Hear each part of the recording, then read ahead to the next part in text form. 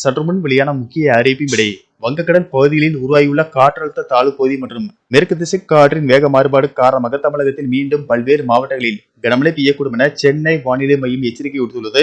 இதை பத்தி விரிவாக நம்ம வீடியோல பார்க்கிறோம். வீடியோவை கடைசி வரைக்கும் முழுமையாக பாருங்க. வீடியோக்குள்ள போறதுக்கு முன்னாடி இந்த வீடியோக்கு ஒரு லைக் பட்டனை பிரஸ் பண்ணிக்கோங்க. இப்போ அந்த சேனலுக்கு ஃபர்ஸ்ட் டைம் வரீங்கன்னா சப்ஸ்கிரைப் பட்டனை பிரஸ் பண்ணிக்கோங்க. கூடவே பெல் ஐகான் பட்டனையும் பிரஸ் பண்ணிக்கோங்க. வாங்க வீடியோக்குள்ள போகலாம்.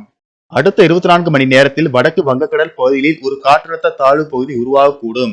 மேற்கு திசை காற்றின் வேக மாறுபாடு காரணமாக இன்று தமிழகத்தில் ஒரு சில இடங்களிலும் புதுவை மற்றும் காரைக்கால் பகுதிகளிலும் லேசானது முதல் மிதமான மழை பெய்யக்கூடும்.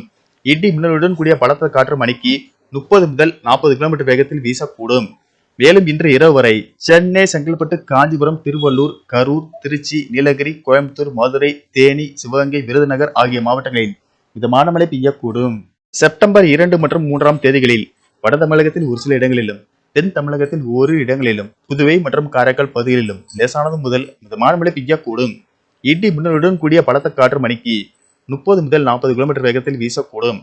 4 முதல் 7ஆம் தேதி வரை தமிழகத்தில் ஒரு இடங்களிலும், புதுவை மற்றும் காரைக்கால் பகுதிகளிலும் லேசானது முதல் மிதமான மழை பெய்யக்கூடும். அதிகபட்ச வெப்பநிலை பற்றிய முன்னறிவிப்பு. தமிழகம், புதுவை மற்றும் காரைக்கால் பகுதிகளில் அதிகபட்ச வெப்பநிலை ஒரு சில இடங்களில் 2 முதல் 3 டிகிரி செல்சியஸ் வரை படிப்படியாக உயரக்கூடும்.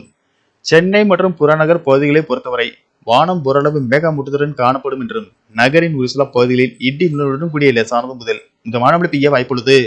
மீனவர்களுக்கான எச்சரிக்கையின்படி தென் தமிழக கடலோர பகுதிகள், வட தமிழக கடலோர பகுதிகளுக்கு அப்பால் உள்ள தென்மேற்கு வங்கக்கடல் பகுதியில், மன்னார் வளைகுடா மற்றும் குமரிக்கடல் பகுதிகளில் சூறாவளி காற்று மணிக்கு 40 முதல் 50 கிலோமீட்டர் வேகத்திலும் இடையிடையே 60 கிலோமீட்டர் வேகத்திலும் வீசக்கூடும் என்பதால் மீனவர்கள் இப்பகுதிகளுக்கு செல்ல வேண்டாம் என்று அறிவுறுத்தப்பட்டுள்ளது. நன்றி, வணக்கம்.